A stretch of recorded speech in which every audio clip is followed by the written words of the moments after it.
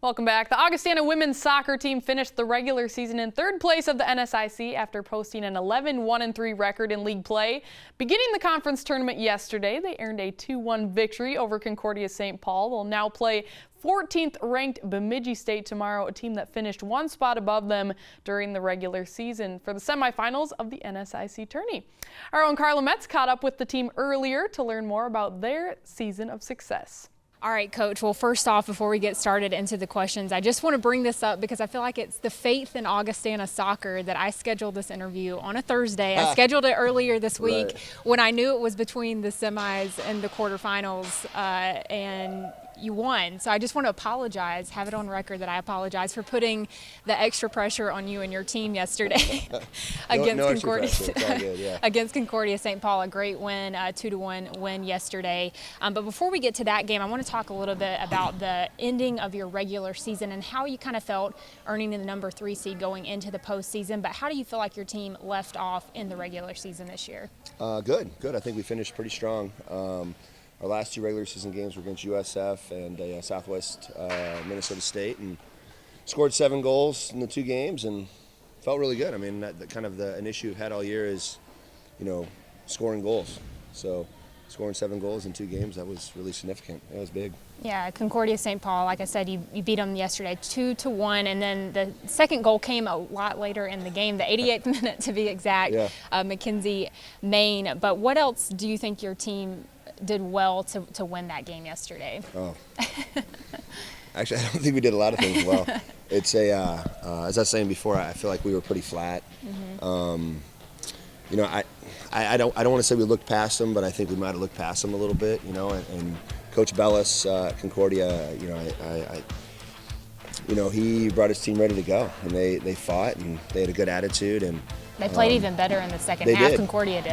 They did. They made some adjustments, and we didn't really make a lot of adjustments. We felt like we could stick with our game plan and have success. And a lot of times in these postseason games, it comes down to determination and attitude and grit. And we had just enough, I suppose. I think probably one major thing, too, that separates us from a lot of schools is our fitness.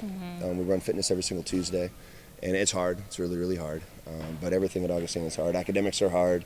You were talking about that off camera, that you're not leaving for Bemidji State later this evening just because some of the girls, they want to go to class before they go on this trip. Well, a big selling point of Augustana is we have a fantastic nursing program here, and pre-med and biology and chemistry, and that's a lot of our student athletes are, high academic, high achieving, in the classroom type student athletes. And if I said we're going to leave at noon, I think they would lose their mind because today's a big clinical day. Yep. And so, but we got a great group, and I think they really pulled it together. And I was talking about fitness, and I just feel like fitness is kind of the thing that put us over the top. And right at the end, it was kind of nice to see Mac Main, a senior, score that game winner. That was great. And actually, our first goal was a senior, Ellie Knowles, and she took care of business. And actually, I moved her from the midfield up top just probably about, 8 games ago, maybe 7 games ago. And just because she's just such a sacrifice type kid, she's willing to work, and good decision. It's a great decision. And then she scores to get the first goal, and it was great. So I'm feeling pretty good about things. And actually, the first time we played Bemidji, it was a really tight game. We outshot them, I want to say 18-7.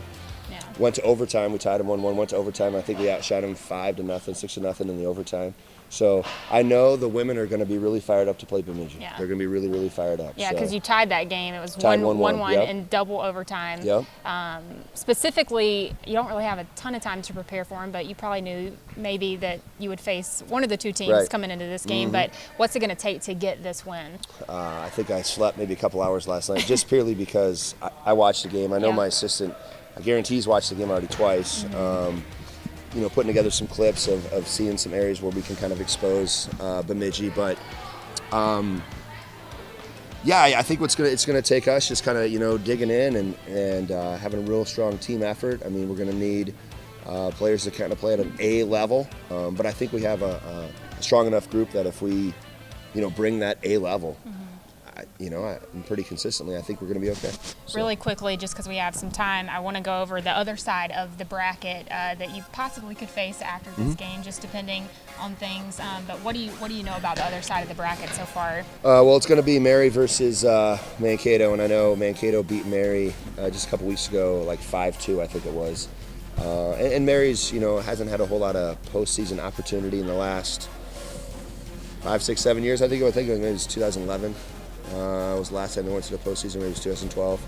And it's hard. I mean, the thing is, actually, the advantage that I think we have, that I think Mankato has, is Mankato's got a grass field, and both Bemidji and Mary, they share a facility, and it's turf. Right. And so I think going from turf to grass is tough. I think going from grass to turf is tough. But I think it's a little tougher going from turf to grass because the speed of the game on turf is just so fast. Ball's out of bounds a lot. So I think Mankato's got a really strong advantage being at home and being on grass. I think we have a pretty, maybe a little bit of an advantage playing on grass against Bemidji, who's a turf team. And so, but I think it's going to be a good semifinal, both matches. So I'm excited. Awesome, Coach. Well, we'll let you get back to it. I know you got a busy schedule before you get on the road tonight, but good luck tomorrow against Bemidji State. Thank you.